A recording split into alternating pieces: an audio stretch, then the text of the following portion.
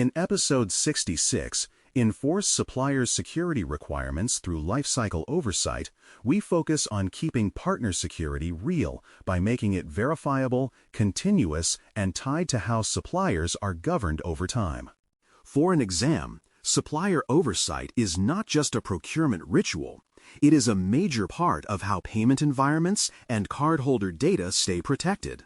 Suppliers touch infrastructure, applications, support processes, and sometimes the data itself, which means their weaknesses can quickly become your incidents. Lifecycle oversight treats suppliers the way a mature organization treats its own systems, evaluated before entry, monitored during operations, and managed through change and termination. When this life cycle view is in place, supplier security becomes a living practice rather than a stack of contracts and hopeful assumptions. Mapping data categories handled by each supplier to precise contractual obligations and evidence types anchors the relationship in reality. Cardholder data, authentication secrets, transaction logs, and personal information each carry different regulatory and risk implications, so contracts should spell out how each category is protected, retained, transmitted, and destroyed. For every commitment, there should be a corresponding evidence type, such as encryption configurations, access review reports, key management procedures, or data flow diagrams. This mapping keeps discussions grounded. If a supplier handles cardholder data, they must be able to show how they satisfy those explicit obligations. Over time, this structure prevents vague promises and replaces them with traceable links between data types, controls, and proof. Onboarding checkpoints turn those criteria into lived practice, ensuring that the supplier you evaluated on paper is the same supplier you connect to in production. Early checkpoints verify organizational identities, key contacts, and legal entities so there is no ambiguity about who is responsible for what. Technical checkpoints validate where environments are hosted, how tenant segregation is achieved, and how access is provisioned and monitored, including support and administrative channels. Segregation of access between your environments and other customers should be demonstrated, not just asserted, so that you can see how privileges are logically and technically constrained. By distributing these checkpoints across the onboarding timeline, you catch misalignments before they become expensive or risky to unwind. Supplier security is not static, so contracts and oversight should require secure development practices, clear testing cadence, and responsiveness to vulnerability disclosure. You look for evidence of a structured security development lifecycle, including threat modeling, code review, automated testing, and managed release processes. Testing cadence should be defined, whether that involves periodic penetration tests, regular dynamic application tests, or targeted assessments after major changes. Vulnerability disclosure responsiveness is equally important, including how quickly issues are acknowledged, triaged, and fixed when reported by customers or external researchers. When these expectations are explicit and monitored, you gain confidence that the supplier's product will evolve safely rather than accumulate silent weaknesses. Telemetry sharing is another key element, because it defines how you and your suppliers see the same reality when incidents or anomalies occur. Agreements should specify which logs, metrics, and alerts will be shared, under what conditions, and through which channels. This may include incident notifications, anomaly reports on access or performance, and a focused set of indicators related to security controls and service health. Shared dashboards or structured reports can provide visibility into meaningful performance indicators without exposing sensitive internal details. When telemetry sharing is well designed, you avoid the situation where your first clear signal of a supplier problem comes from unhappy customers or failed transactions.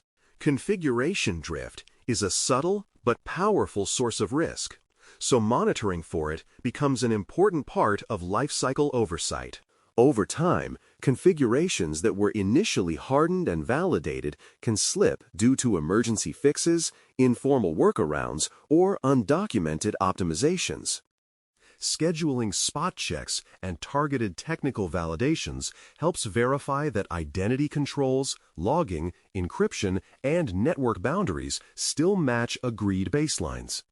These checks might focus on a sample of systems, specific high-risk controls, or newly added features that were introduced after the last formal review. By treating drift as expected and checking for it deliberately, you reduce the likelihood that a slow erosion of controls will go unnoticed until an incident occurs.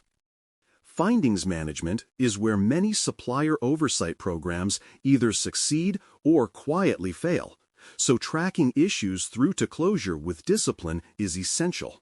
Each finding should have an owner, a clear description, a severity rating, and a target deadline that reflects its impact on risk. Acceptable compensating controls can sometimes stand in for direct remediation, but those alternatives must be documented, time-bound, and subject to review. Progress should be visible in a shared tracker or scorecard so that repeated slippage or non-responsiveness surfaces quickly. When findings are consistently followed through, the message is clear. Supplier assessments are not ceremonial. They are pathways to measurable improvement. Change is inevitable, and without governance, it becomes a major source of surprise. Lifecycle oversight therefore includes structured change notifications for events such as data location moves, introduction of subcontractors, significant architecture shifts, and component swaps.